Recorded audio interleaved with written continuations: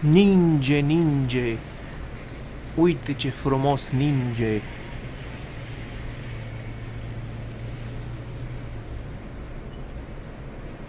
Totul-i alb. Sau în curs de albire.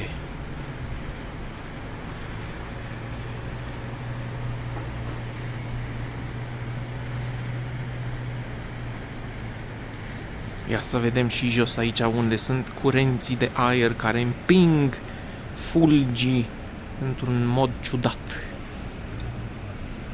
Dar nu sunt momentan.